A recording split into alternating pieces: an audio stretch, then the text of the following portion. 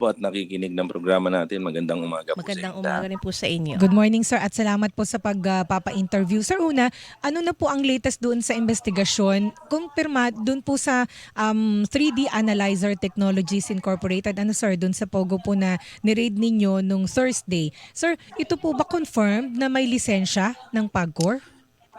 Meron po silang IGL license na mag-expire po sa September 26, 2025. Yun po inaayon doon sa nakita nating mga dokumento doon sa kanilang establishment, ano.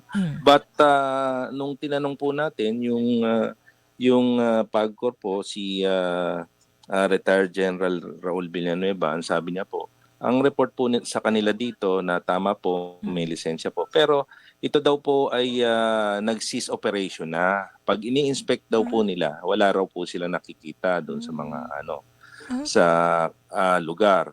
At yun nga po, nagulat daw sila nung ni-raid namin, bakit meron pong operation ng scam farm, ano?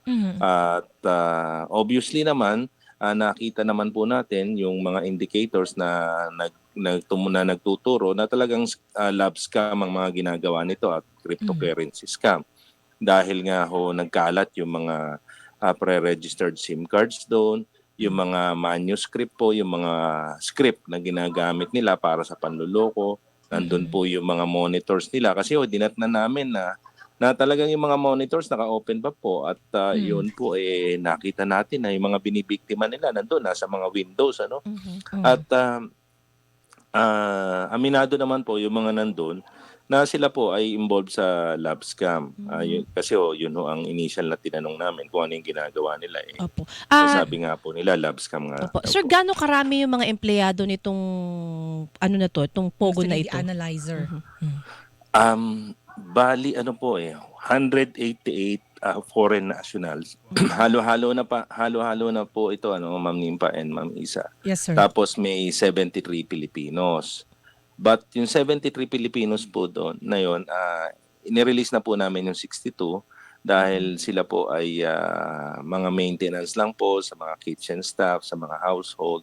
But yung the rest ng mga Filipinos na naiwan, involved din po sa love scam o doon sa scam farm na yon na hinuli natin. So, bali, marami-rami rin din po, mga kulang-kulang 250 po yung nakuha natin. Opo. Pero yun nga po, nakakapagtaka lang din, sir, no, paano nakapag-operate itong Pogo na to or IGL na, Oo, na sa likod pa ng binabanggit, Senate nasa likod building pa na ng Senado. nag-iimbestiga.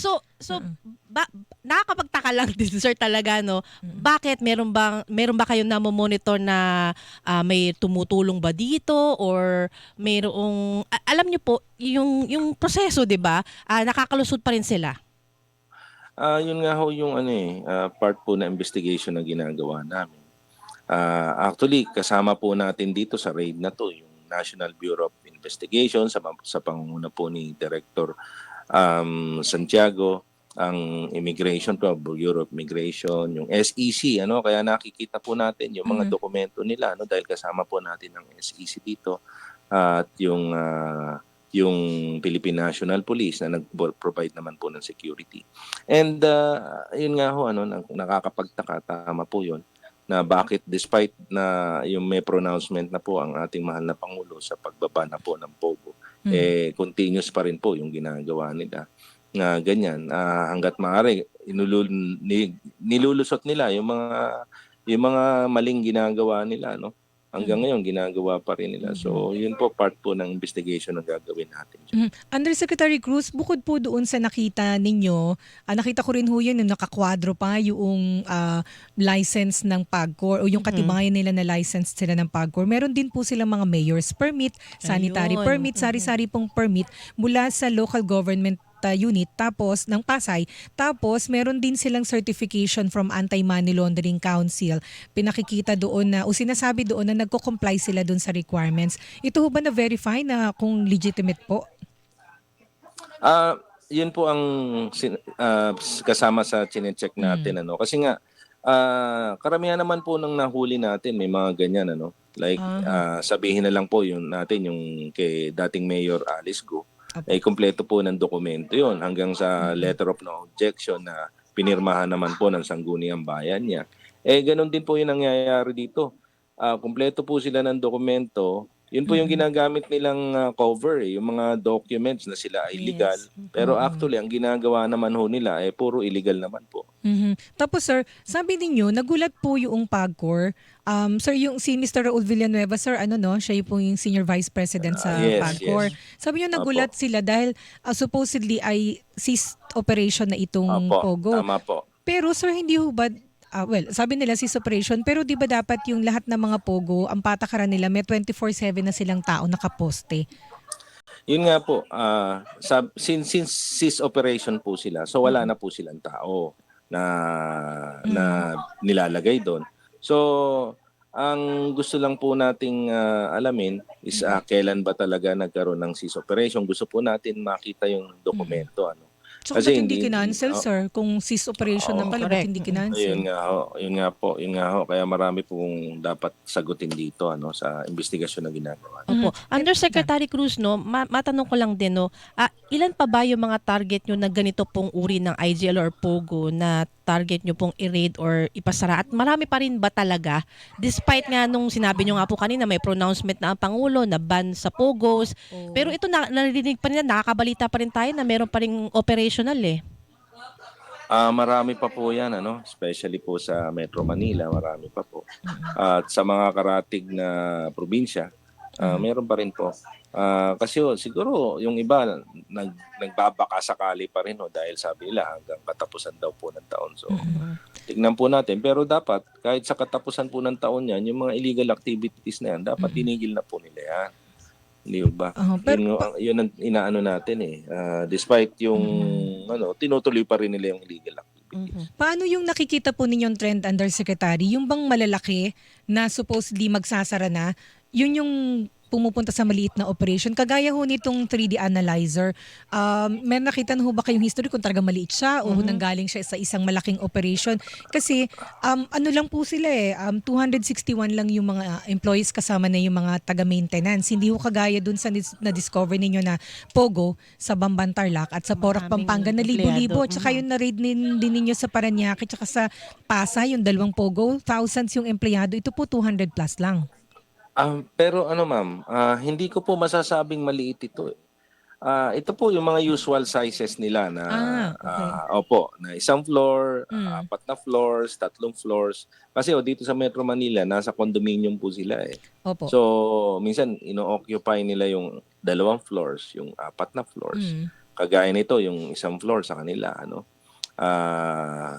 marami, malalaking kwarto ito, So, ito po yung usual size. Hindi po ito yung lumiit na size. Ito po yung mga usual size nila. So, alin yung tinuturing pong lumiit na size ng Pogo? Yung mga lumiit na size siguro, Yung mga nasa bahay-bahay, sir? ng mga, yung mga nasa subdivision, siguro, yung mga pabahay-bahay. Kasi mga 50 lang po ang laman nun, 30-50. But, ito, parang isang full size ito, full size. Okay. Opo. Malaki And din. then sir, ang mga Pinoy ho dito sa na-discover ninyong Pogo kasi 73. So plus yung so 188 yung foreigners, so 261, 1/3 yung mga Filipino. Ano ho ang nakikita niyong indication nito? Kasi ang observation ho ni Senator Gatchalian, parang yung mga Pinoy natuto na rin sa pang-scam. So possible na sila na mismo yung mag-operate nito kasi natutunan na nila sa mga Chinese. At tama ho ba yung kanyang information, sir, na meron ding kasamang may Pinoy na kasamang boss nitong Pogo na na-discover itong 3D analyzer? So far, ma'am, ang nakikita po namin, majority ng mga players po dito, even sa management talaga mga foreigners, particularly mga Chinese. And siguro, sabihin natin yung Pilipino makakarating siya sa level ng manager siya ng isang grupo. But I don't think na marireach niya yung pagiging boss. Yung pagiging boss po talaga pang foreign nationals ang tingin ko Kasi yung mga contacts nito is mga Chinese sa ibang bansa, mga foreigner din sa ibang bansa. So yung level na yun tingin ko mahihirapan makarating yung isang Pilipino. Pero yung pong manager lang po siya, tingin ko yung may isang group, may 10 grupo ng Pilipino o kaya may 20 grupo ng Pilipino. Siya po yung magiging manager nun. Opo. Oh, pero yung pong dami ng mga Pilipino na nai-involved, o yung kanilang natututunan, nakikita nyo rin ho ba yung ganung possibility na sila na mismo yung maging scammer kung umalis, mabawasan, yung mga foreigner, particularly Chinese, yung mga Pinoy na mismo ang mangi-scam at mag-ooperate as mag-ooperate ng mga scam farm. Nakikita nyo yung ganun, sir? Ang pag Pilipino medyo delikado kasi malamang yan ang lolokohin yan either Pinoy din, Filipino sir. rin Mm-mm. or mga English speaking countries. Ah, ah. Not unless na magaling po sila sa Mandarin ano kasi Mm. mga Mandarin characters po ang ginagamit pag ang lolokohin po ay mga Chinese or Mandarin speaking countries. But kung English speaking po at mga Pilipinos po ang lolokohin nila, kakayanin po. Mhm. Opo. Opo. Undersecretary Cruz, yung hubang sa mga nakalipas ho na na-raid ninyo ng mga POGOs, 'di ba usually pinadi-deport po yung mga foreigners, 'di ba? Particular yung mga Chinese. Kaya alam mo yung mga info po kasi na lumalabas ngayon na yung mga empleyado na yon na foreigners from POGOs na na-raid, lumilipat lang din po sa mga underground o kaya sa iba pang mga POGOs. Meron ho ba kayo narinig na ganun? Yung mga magpupugo kasi ma'am palit-palitan lang sila no. Mhm. Like ito ma'am, itong Ito yung huli sa nating Pasay, sir. bago. May mga nalaman kami na iba diyan galing sa Porac. Oh. Mhm. Lumipat diyan. Yung iba galing diyan sa isang ni-raid ng I think na CIDG po 'yon na lumipat din po diyan. Yung sa Las Piñas yata yun, sir? Opo, meron pong mga gano'n ano. Suki. So, yun nga ho, kung hindi kasi na napupuruhan lang naman po itong mga 'to ma'am pag napapa-deport natin, eh. Mhm, mhm. Pero dahil ba Kaya lang kung mabagal yung hindi po deportation process, kaya kung nagkakaroon pa ng chance yung iba na lumipat? Mm-mm. yung iba po kasi nagagawa nila ng paraan na mai-release.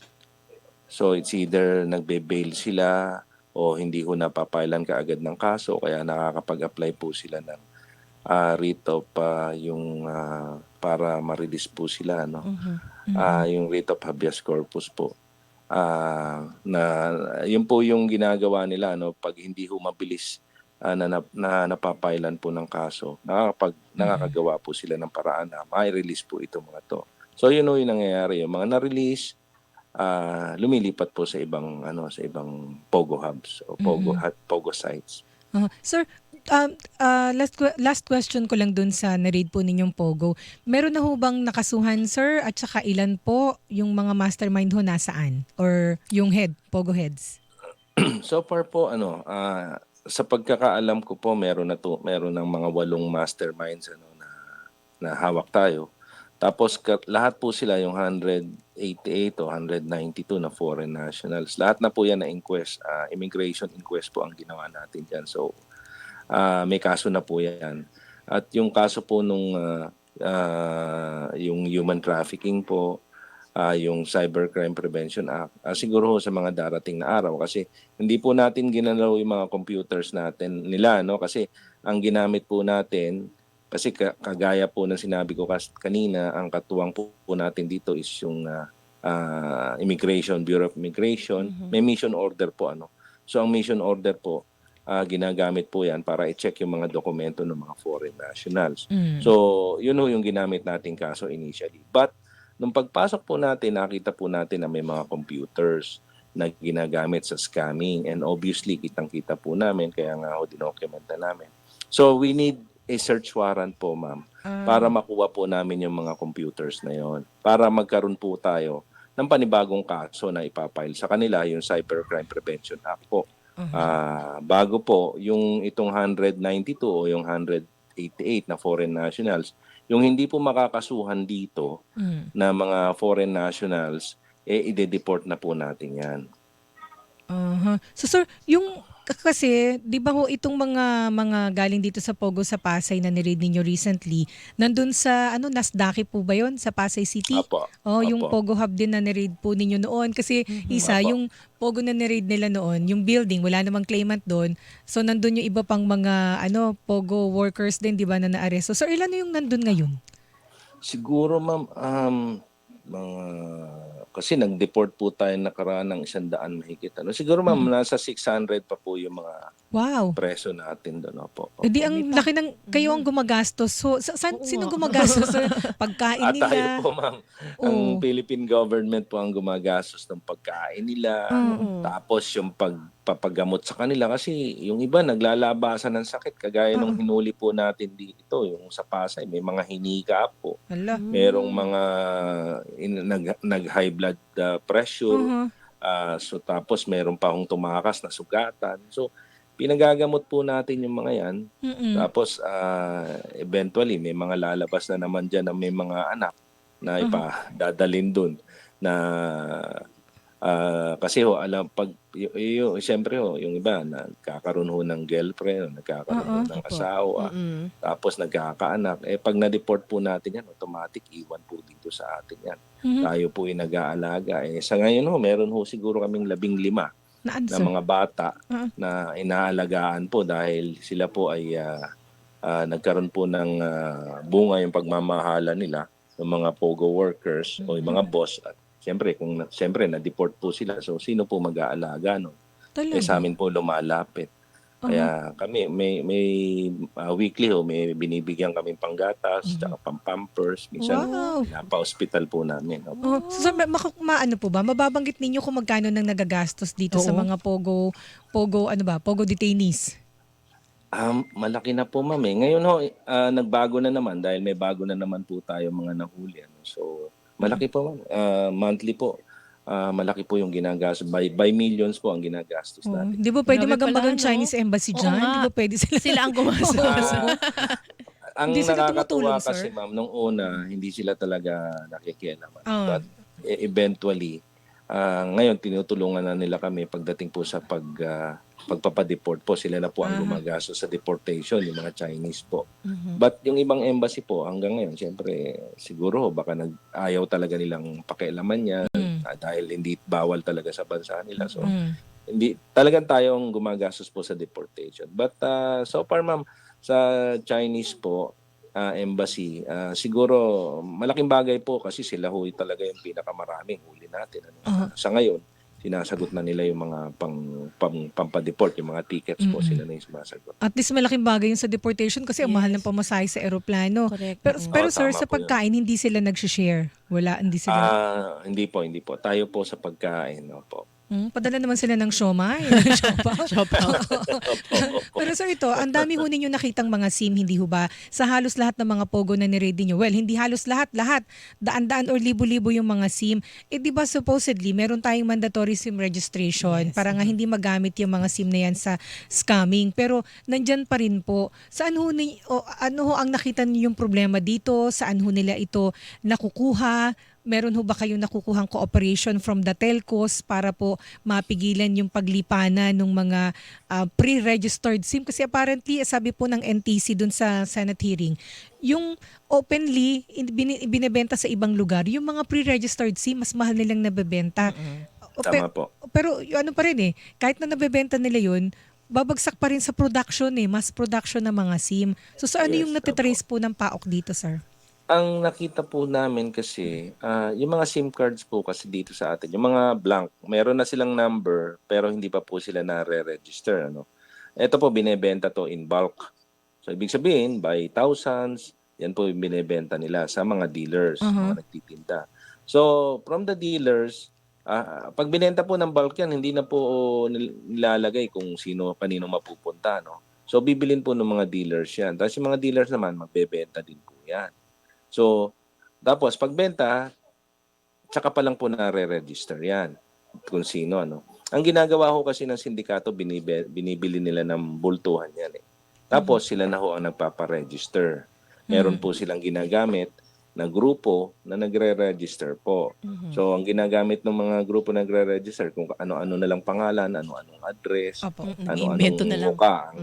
Puro invento po. So, sabi ko nga ho, kung matitigil po natin yung proseso na yon, siguro 70% po ng problema natin sa cybercrime, sa online scamming, matitigil po Kasi wala na akong magagamit ng mga ng mga SIM, mga pre-registered SIM cards na fake.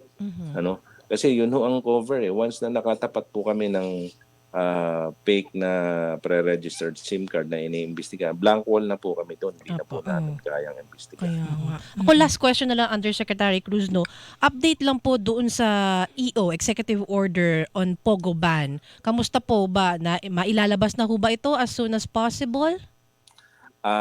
Hinihintay na lang po namin but it's with the Office of the Executive Secretary right now. Alam ko po patapos na po yun at ilalabas na po yun. Ayan. With that, sir, maraming salamat po, Yusek Cruz. Thank you so Ulitin much po. ha. Thank you rin po, Ma'am Limpa and Ma'am Isa. Ingat po palagi, sir. At congratulations po dun sa inyong mga matatagumpay na raid. Ang husay ng kanilang coordination tsaka yung kanilang Tsaka sipag mga nila, operation. grabe. Oo, ayan, congratulations Sana po lahat sa ng inyo. ahensya ganun. Tama, yun nga ang sasabihin ko rin. Mga kapuso, ang oras po 10:32.